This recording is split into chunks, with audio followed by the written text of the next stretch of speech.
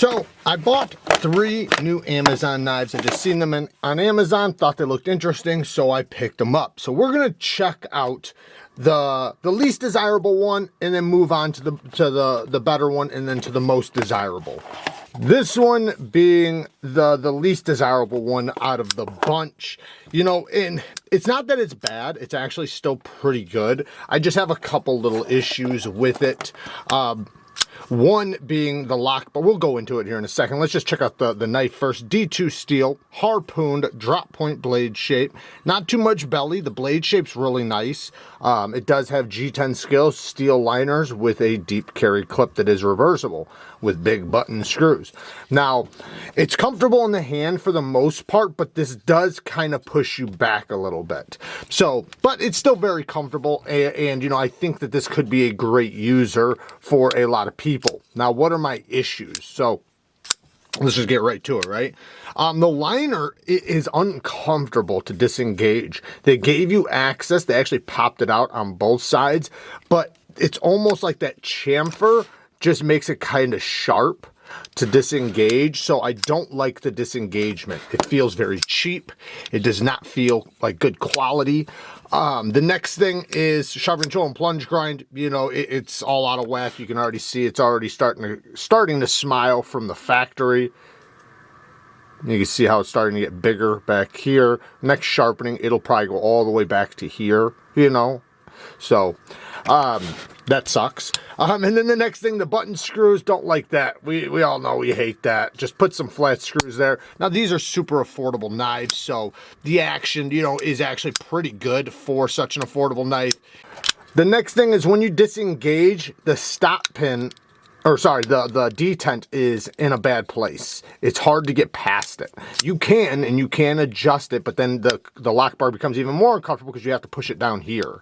So, you know, it's not placed very well. So all in all, you know, to me, it's a no-go. I'd stay away from this one. Now, the next two are actually pretty cool. This next one is the Valhalla. It does come in a pretty cool pouch, and it kind of reminds me of the Crooked River from Benchmade. Now, there's another knife, I can't remember the name of it, and I never tried it, that actually does look very, very similar to this, but it has a clip point blade in D2 steel.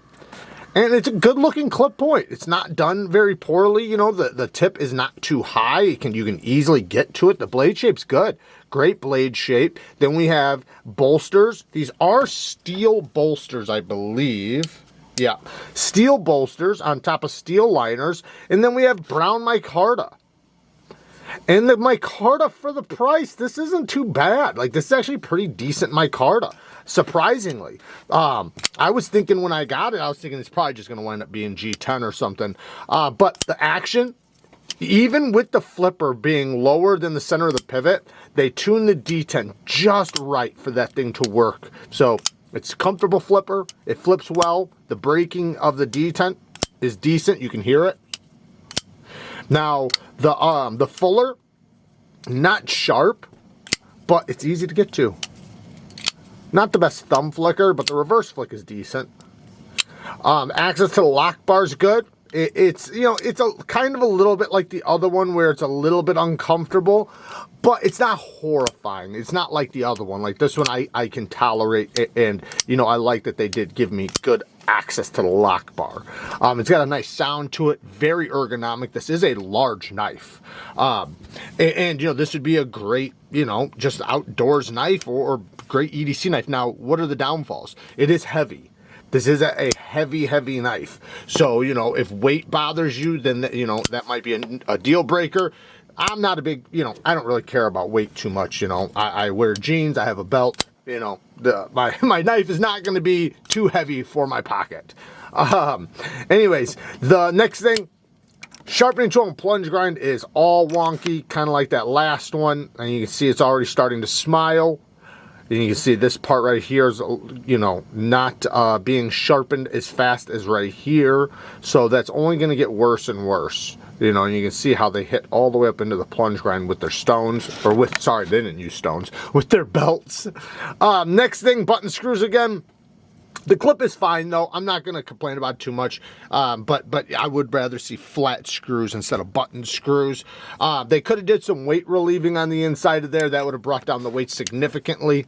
Other than that, you know, really everything else is pretty solid as far as an affordable user goes. I don't know how it passes the spine whack test. I didn't hit it really hard, but decent size stop pin, rock solid lockup. So yeah, this one's pretty damn cool. Let's check out the best one of the group, and that is the MONIKALA knives. And this is a titanium knife, a titanium frame lock for, I think, what did I pay? Like 30 bucks or something?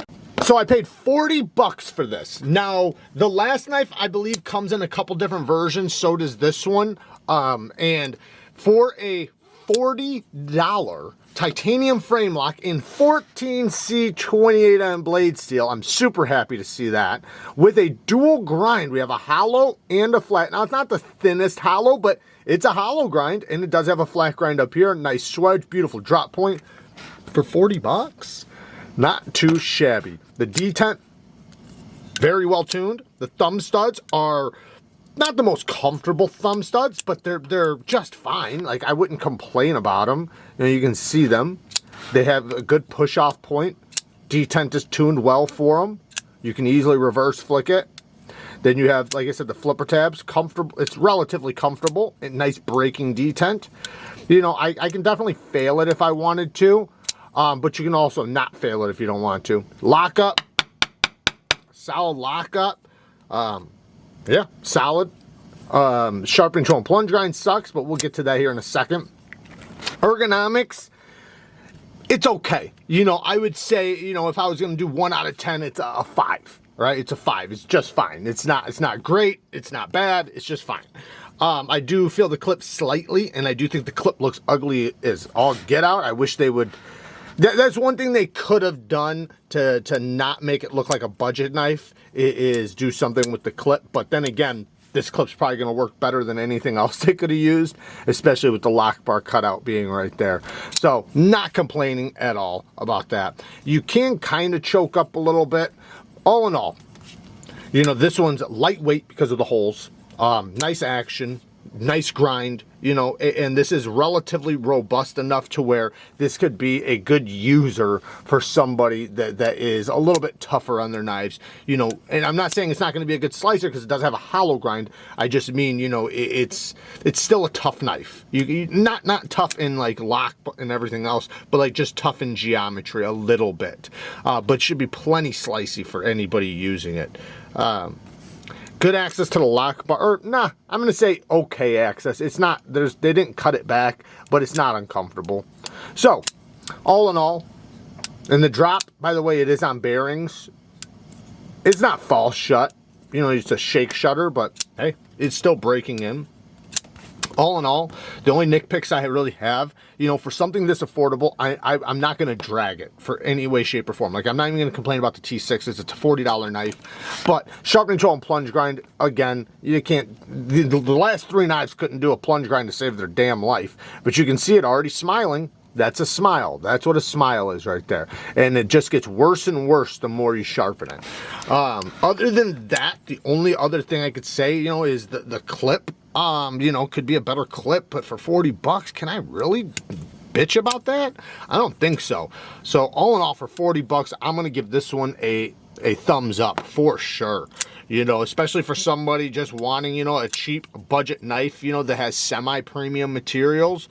You know, because, you know, you can, this is the thing, you can have materials that aren't done well, right? It doesn't matter if it's a titanium frame lock if it's done like crap. So, you know, I'm not going to call a knife premium just because it has titanium scales. And I know I've done that in the past, you know, at least said that it uses premium materials. Premium materials means the materials are premium, and then the work that's been done on them is also good. Anyways, this is decent. So, and it does have a steel lock bar insert. Seems to be rock solid. Yeah, I totally think this is well worth 40 bucks. So there you guys go. Work hard, stay tough. Until next time, peace.